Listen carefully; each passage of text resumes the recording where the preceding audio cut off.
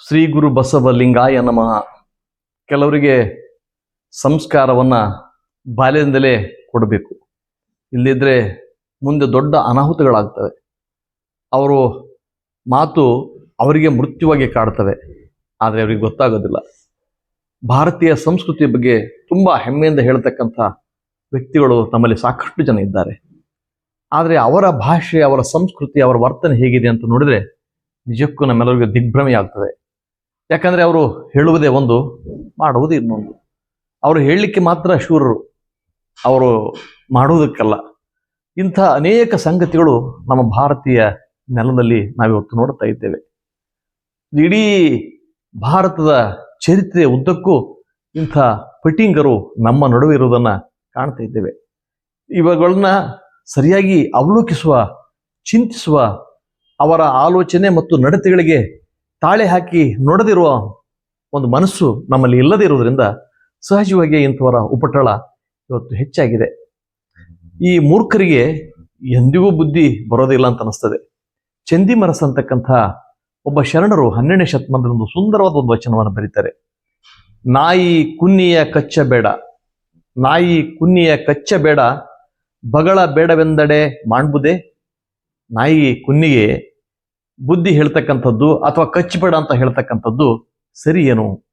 ಅಥವಾ ಹೇಳಿದ್ರೆ ಆ ಮಾತನ್ನ ಆ ನಾಯಿ ಕೇಳಲಿಕ್ಕೆ ಸಾಧ್ಯನಾ? ಇಲ್ಲ.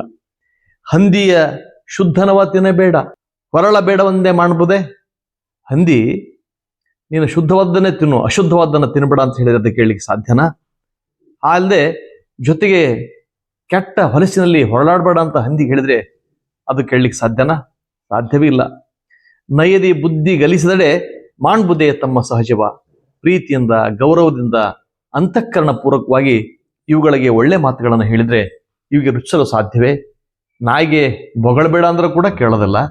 ಹಂದಿಗೆ ಅಮೇಧ್ಯ ತಿನ್ಬೇಡಪ್ಪ, ಜೊತೆಗೆ ಕೆಟ್ಟ ಹೊಲಸಿನಲ್ಲಿ ಹೊರಳಾಡ್ಬೇಡ ಅಂದ್ರೆ ಅದು ಕೇಳ್ತದ?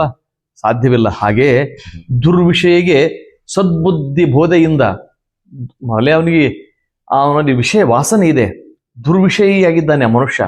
ಆತನಿಗೆ ಸದ್ಗುರು ಬೋಧೆಯಿಂದ, ಒಳ್ಳೆಯವರ ವಿಚಾರಗಳಿಂದ ನಿರ್ವಯ ಒಪ್ಪದೆ ಹೇಳ. ಅವರು ಅದನ್ನು ಬಿಟ್ಟು ಹೊರಗಡೆ ಬರಲಿಕ್ಕೆ ಸಾಧ್ಯನಾ? ಸಿಮ್ಮಲಿಗೆ ಚನ್ನರಾಮ ಅಂತ ಚಂದಿಮರಸಲ್ಲಿ ಹೇಳ್ತಾರೆ. ಏನಾಗಿದೆ ಮೂಲತಃ ಅಂದರೆ, ಈ ಮನುವಾದಿಗಳಿಗೆ ಮನಸ್ಸಿನಲ್ಲಿ ವಿಕಾರವಾದ ಭಾವನೆಗಳಿವೆ. ಹೆಣ್ಣಿನ ಬಗ್ಗೆ ಅಂತೂ ತುಂಬ ಕೊಳಕಾದಂಥ ವಿಚಾರಗಳಿವೆ. ಇದಕ್ಕೆ ಮೂಲ ಕಾರಣ ಅಂದರೆ ಆ ಮನುನೇ. ಹೆಣ್ಣು ಅಂದರೆ ಕೀಳಂತಕ್ಕಂಥ ತಿಳಿಯೋದು, ಹೆಣ್ಣಂದ್ರೆ ಭೋಗದ ವಸ್ತು ಅಂತ ತಿಳ್ಕೊಳ್ಳೋದು. ಈ ಇತ್ತೀಚೆಗೆ ಸಿನಿಮಾ ನಟಿ ನೋಡಿರಲ್ಲ, ಭಾವನಾ ರಾಮಯ್ಯ, ಆಕೆ ಕೃತಕ ಗರ್ಭಧಾರಣೆಯ ಮೂಲಕ ಮಗುವನ್ನ ಪಡೆಯುತ್ತೇನೆ ಅಂತ ಅಂದಾಗ ಎಷ್ಟು ಜನರ ಕೋಪಕ್ಕೆ ಗುರಿ ಆಗ್ಬೇಕಾಯ್ತು. ಅಯ್ಯೋ, ಇವ್ರು ಯಾರ್ರೀ? ಯಾರ ಬದುಕನ್ನಾಗ್ಲಿ ನಿರ್ಧರಿಸೋರು ಇವ್ರು ಯಾರು? ಆದರೆ ಇವರಿಗೆ ಅರಿವಿಲ್ಲ. ಇವರಿಗೆ ಅರಿವಿಲ್ಲದೆ ಹೋಗ್ಲಿ, ಇವರು ಬುದ್ಧಿಗೇಡಿಗಳಿದ್ದಾರೆ. ಆದರೆ ಇವರನ್ನ ಮೆಸ್ತಕ್ಕಂಥ, ಇವರನ್ನ ಹಿಂಬಾಲಿಸ್ತಕ್ಕಂಥ ಜನಗಳು ಕೆಲವರು ಜನ ಇದ್ದಾರಲ್ಲ ನಮ್ಮಲ್ಲಿ. ಈ ಬಗ್ಗೆ ಏನೆನ್ಬೇಕು ನೋಡಿ. ಭಾರತೀಯ ಸಂಸ್ಕೃತಿ ಅಂತ ಹೇಳ್ತಕ್ಕಂಥ ಈ ಜನಗಳ ಮಕ್ಕಳು ಎಲ್ಲಿದ್ದಾರೆ? ಅವರು ಏನ್ ಮಾಡ್ತಾ ಇದ್ದಾರೆ? ಈ ಸಂಸ್ಕೃತಿಗೆ, ಈ ಭಾರತೀಯತೆಗೆ ಅವರ ಕೊಡುಗೆ ಏನು ಅಂತ ನೋಡಕ್ ಹೋದ್ರೆ ನಿಜಕ್ಕೂ ನಿರಾಶೆಯಾದ ವಾತಾವರಣ ಇದೆ. ಏನಾಗಿದೆ ಅಂದ್ರೆ ಇವ್ರ ತಲೆಯಲ್ಲಿ ಅಂದ್ರೆ, ಹೆಣ್ಣು ಕನಿಷ್ಠ ಇರೋದ್ರಿಂದ ಇವರು ತಮ್ಮ ಹೆಂಡತಿಯನ್ನ, ತಮ್ಮ ತಾಯಿಯನ್ನ, ತಮ್ಮ ಮಗಳನ್ನು ಕೂಡ ಸರಿಯಾದ ಭಾವದಿಂದ ನೋಡದೇ ಇರತಕ್ಕಂಥ ಒಂದು ದುಸ್ಥಿತಿಯ ಮನಸ್ಥಿತಿ ಇವರಿಗೆ ಬಂದು ಬಿಟ್ಟಿದೆ. ಹೆಣ್ಣು ಕೀಳು ಗಂಡು ಮೇಲು ಯಾರು ಹೇಳಿದ್ರಲ್ಲ?